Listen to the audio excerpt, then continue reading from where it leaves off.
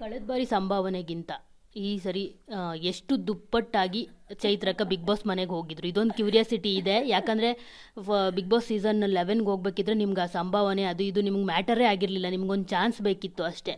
So ತುಂಬ ಕಡಿಮೆಗೆ ಹೋಗಿರ್ತೀರಾ ಅಂತ ಅನ್ಸುತ್ತೆ. ಈ ಸರಿ ಎಷ್ಟು ದುಪ್ಪಟ್ಟಾಗಿ ಹೋಗಿದ್ವಿ?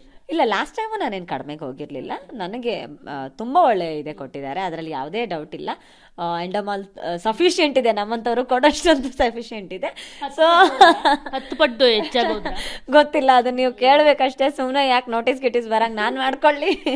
ನಾನು ಆ್ಯಸ್ ಎ ಗೆಸ್ಟಾಗಿ ಹೋಗಿದ್ದು. ಆ್ಯಂಡ್ ನನಗೆ ಬಿಗ್ ಬಾಸ್ ಇದೆ ಅಲ್ಲ, ಅದು ಪೇಮೆಂಟು ಎಲ್ಲಕ್ಕಿಂತ ಹೆಚ್ಚಾಗಿ ಜೀವನ ಕೊಟ್ಟಿದೆ. ಸೊ ನಾನು ಅಮೌಂಟ್ನ ಅಲ್ಲಿ ನೋಡೋದು ಇಲ್ಲ. ಭಗವಂತ ನನಗದನ್ನು ನೋಡೋ ಅಂಥ ಪರಿಸ್ಥಿತಿ ಕೊಟ್ಟಿಲ್ಲ. ಟಚ್ ವುಡ್, ನನಗೆ ಭಗವಂತ ಒಳ್ಳೆ ಜೀವನ ಕೊಟ್ಟಿದ್ದಾನೆ. ಹಾಗಾಗಿ ನಾನು ಪೇಮೆಂಟ್ನ ನಿರೀಕ್ಷೆ ಮಾಡ್ಕೊಂಡು ಬಿಗ್ ಬಾಸ್ ಮನೆಗೆ ಹೋಗ್ಬೇಕಾ ಕೇಳಿದ್ರೆ ಖಂಡಿತ ಆ ಪರಿಸ್ಥಿತಿ ಇಲ್ಲ. ನನ್ನ ಗಂಡ ಚೆನ್ನಾಗಿ ದುಡಿತಾರೆ. ಸೊ ನನಗೆ ಅದ್ರ ಬಗ್ಗೆ ಯಾವುದೇ ಗೊಂದಲ ಇಲ್ಲ, ಮತ್ತು ಆ ನಿರೀಕ್ಷೆಗಳಿಲ್ಲ. ಬಿಗ್ ಬಾಸ್ ಮನೆ ಅನ್ನೋದು ನನಗೊಂದು ಋಣ ಸಂದಾಯ ಮಾಡೋದಕ್ಕಿರೋ ದೇವಸ್ಥಾನ. ಸೊ ಯಾವ ಸಂದರ್ಭದಲ್ಲಿ ಏನು ಕೊಟ್ಟಿಲ್ಲ ಅಂದ್ರೂ ನಾನು ಖಂಡಿತವಾಗ್ಲೂ ಹೋಗ್ತೀನಿ. ಬಿಗ್ ಬಾಸ್ ಸೀಸನ್ 11 ಹೋದವರಲ್ಲೆಲ್ಲರಿಗಿಂತ ನೀವೇ ಅಲ್ವಾ ಅತಿ ಹೆಚ್ಚು ಈ ಸರಿ ದುಡ್ಕೊಂಡಿರೋದು?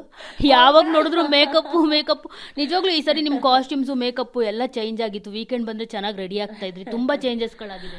ಡೆಫಿನೆಟ್ಲಿ ನನ್ನ ಡಿಸೈನರ್ಸ್ಗೆ ಹೇಳಬೇಕು. ನನ್ನ ಡಿಸೈನರ್ ಅದ್ವಯ ಡಿಸೈನರ್ ಮತ್ತು DT ಬ್ರೈಡಲ್ ಡಿಸೈನರ್ಸ್ ಅವರಿಬ್ರು ಚೆನ್ನಾಗಿ ಕಳ್ಸೋರು. ಗೊತ್ತಿಲ್ಲ, ಅದು ನಂಗೆ ಗೊತ್ತಿಲ್ಲ ಅದು ಹೆಂಗೆ ಹೇಳಿದಾರ ಅಂತ. ಬಟ್ ನಾನು ನನ್ನ ಡಿಸೈನರ್ಸ್ ಇಬ್ಬರಿಗೂ ನಾನು ಥ್ಯಾಂಕ್ಸ್ ಹೇಳ್ತೀನಿ. ಒಳ್ಳೊಳ್ಳೆ ಕಾಸ್ಟ್ಯೂಮ್ಸ್ ಕಳ್ಸೋರು ಈ ಸಲ. ಸೊ ಅವರಿಂದಲೇ ಚೆನ್ನಾಗಿ ಕಾಣೋದಕ್ಕೆ ಸಾಧ್ಯ. ಎಷ್ಟು ದುಡಿದ್ರಿ ಅಂತ ಈ ವರ್ಷ?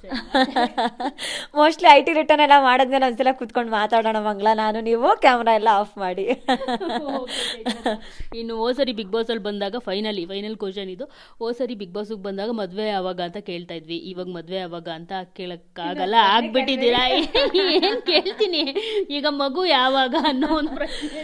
ಇಲ್ಲ, ಗೊತ್ತಿಲ್ಲ, ನೋಡ್ಬೇಕು. ಹೇಗ್ ನಡೀತಿದೆ ಜೀವನ? ಚೆನ್ನಾಗಿ ನಡೀತಾ ಇದೆ. ಇನ್ನೊಂದಷ್ಟು ಬೇರೆ ಬೇರೆ ಕೆಲಸಗಳು, ವ್ಯವಹಾರ ಅದೆಲ್ಲ ನಡೀತಾ ಇರೋ ಕಾರಣಕ್ಕೆ ನಾವು ಒಂದು ಸ್ವಲ್ಪ ವೆಯ್ಟ್ ಮಾಡ್ತಾ ಇದ್ದೀವಿ, ನೋಡ್ಬೇಕು. ಅವರು ಮೈಸೂರಲ್ಲಿ ಸೆಟಲ್ ಆದ್ರಂತೆ, ನಿಜನಾ? ಇಲ್ಲ, ಮೈಸೂರಿನಲ್ಲ. ಅಯ್ಯೋ, ನಾನು ಯಾಕೆ ನನ್ನೂರು ಉಡುಪಿ ಬಿಟ್ಟು ಮೈಸೂರಿಗೆ ಬರಲಿ? ಅಯ್ಯೋ, ಚಾನ್ಸೇ ಇಲ್ಲ. ಉಡುಪಿನಲ್ಲೇ ಇದ್ದೀನಿ. ಸೊ ಉಡುಪಿಲೇ ಸೆಟ್ಲ್ ಆಗ್ತೀವಿ, ನಾವೇನು ಬೇರೆ ಕಡೆ ಬರೋ ಯೋಚನೆಗಳಿಲ್ಲ. ಸೊ ಬೆಂಗಳೂರು ಬಂದು ಹೋಗ್ತೀನಿ ಅಷ್ಟೇ, ವ್ಯವಹಾರ ದೃಷ್ಟಿಲಿ ಬಂದು ಹೋಗ್ತೀನಿ ಬಿಟ್ಟು ಉಡುಪಿ ಬಿಟ್ಟು ಬರೋಕ್ಕೆ ನಮ್ಮಿಂದ ಸಾಧ್ಯನೇ ಇಲ್ಲ. ನಾವು ಅದಕ್ಕೆ ಸೆಟ್ಟಾಗಿ ಹೋಗ್ಬಿಟ್ಟಿದ್ದೀವಿ, ಹಾಗಾಗಿ ಬರೋಕ್ಕಾಗೋದೇ ಇಲ್ಲ ನಮಗೆ. ಇಲ್ಲಿ ನಿಮಗೆ ವಯಸ್ಸಾದವ್ರು ಅಂತ, ಅವ್ರಿಗೂ ನಿಮಗೂ 1 ವರ್ಷನೋ ಏನೋ ಡಿಫ್ರೆನ್ಸು. ಸೊ ಅವರು ವಯಸ್ಸಾದವರು ಅಂತ ನೀವು ಯಾಕೆ ಅನ್ಲಿಲ್ಲ?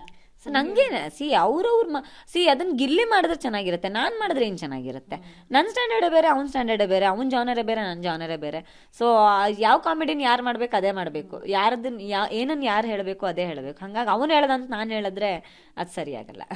Thank you so much Chaitra ಅವರೇ, ಥ್ಯಾಂಕ್ ಯು ಸೊ ಮಚ್, ಒಳ್ಳೇದಾಗಲಿ.